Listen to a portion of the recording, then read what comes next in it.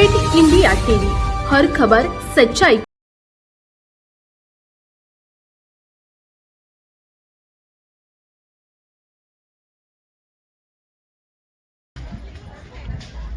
Update इंडियाची team या ठिकाणी वरद विनायकाच्या मंदिरात आलेली आहे। विदर्भातील अष्टविनायकापैकी एक असणारे हे जे मंदिर आहे ते फार प्रसिद्ध आहे। या ठिकाणी लांबून लांबून भक्तगण येत असतात। 12व्या शतकातील वाकाटककालीन असं हे मंदिर आहे। हेमाडपंथी 16 खांबी आणि याची आख्यायिका अशी आहे की हा नवसाला पावणारा गणपती आहे। अशा या गणेशाचं वरद विनायकाचं दर्शन घेण्यासाठी विदर्भातूनच नाही तर महाराष्ट्राच्या कानाकोपऱ्यातून अनेक भक्तगण येत असतात। आणि दुर्मिळ योगायोग असा की 21 वर्षानंतर प्रथमतः श्रावणामध्ये ही अंगारकी चतुर्थी आलेली आहे। अंगारकी चतुर्थी असो, संकष्ट चतुर्थी अनंत चतुर्थी असो, या ठिकाणी भाविकांची रीग लागली असते। असं हे हेमाडपंथी मंदिर जे आहे 16 खांबी मंदिर आहे। आणि या ठिकाणी जे मंदिर आहे ते मंदिर हेमाडपंथी असल्यामुळे उत्तम स्थापत्य कलेचा नमुना आहे।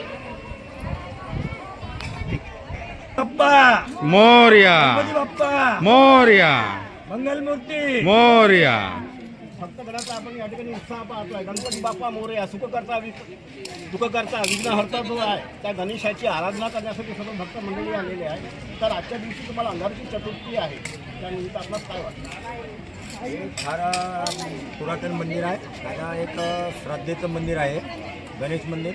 आणि हे पुरातन मंदिर असल्यामुळे आज श्रावण मासमध्ये आज अष्टविनायक, आज गणेश चतुर्थी असल्यामुळे भाविक भक्तांनी आज पूजा अर्चना करून आपली मनोकामना पूर्ण करते। आणि हा पावणारा गणेश मंदिर असल्यामुळे भद्रावतीकरांना आहे।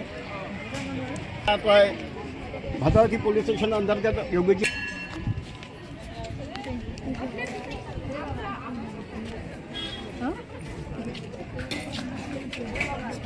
ओके। विनायकाच्या सेवेमध्ये असणारे याचे व्यवस्थापक जे आहेत राजूभाऊ क्षीरसागर आपल्यासोबत आहे। त्यांना आपण विचारलं आहे की आजच्या अंगारकी चतुर्थीनिमित्त श्रावण मासामध्ये 21 वर्षानंतर आलेली ही अंगारकी चतुर्थी हा दुर्मिळ योगायोग आहे। तर भक्तगणांच्या सोयीसाठी आपण या ठिकाणी काय व्यवस्था केली? हे वर्षापासूनचं पुरातन असं वरद विनायकाचं मंदिर आहे। इथे विदर्भातूनच नाही तर महाराष्ट्रातून भाविक भक्त विदर्भाचे अष्टविनायक या नात्याने येतात। आणि हे जवळपास हजारो वर्षापूर्वीचं मंदिर असावं असं पुरातत्व विभागाचं म्हणणं आहे। आणि आमच्या जवळपास 4 पिढ्या गेल्या इथं, तर आमच्या आजोबांना माहीत नाही का ही मूर्ती केव्हाची आहे। आणि महत्त्वाची गोष्ट आपण या ठिकाणी भक्तगणांसाठी काय व्यवस्था केली आहे? भक्तगणांसाठी आम्ही व्यवस्था म्हणजे पोलीस बंदोबस्त यासाठी मागवला आहे आम्ही।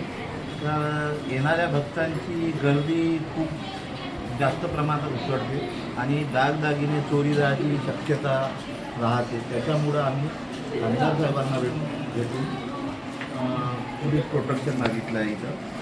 आणि भक्तांना जिलेबी महाप्रसाद व्यवस्था केलेली आहे।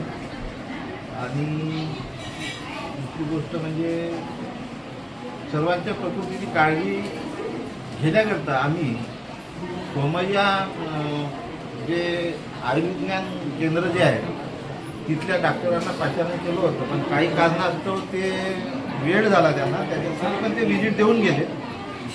तर या ठिकाणी जी काही वरद विनायक व्यवस्थापन समिती आहे त्या समितीने गणांची यथायोग्य व्यवस्थित सुविधा व्हावी याकरता प्रयत्न केलेले आहे। आपण या ठिकाणी गणपतीचं मंदिर पाहतोय, मूर्ती पाहतोय। साधारण 6 फुटापर्यंतची जे काही बैठ्या आकाराची मूर्ती आहे, अत्यंत सुबक आणि सुलभ अशी मूर्ती आहे। या मंदिराचं दर्शन किंवा या गणपतीचं दर्शन घेतल्यामुळे तुमच्याही मनोकामना, तुमचा नवस हा पूर्ण होतो अशी नितांत श्रद्धा या सर्व भक्तगणांची आहे। अपडेट इंडिया टीव्ही करता जिल्हा प्रतिनिधी सुनील गावकीसह तालुका प्रतिनिधी निमेश माणूसमारे।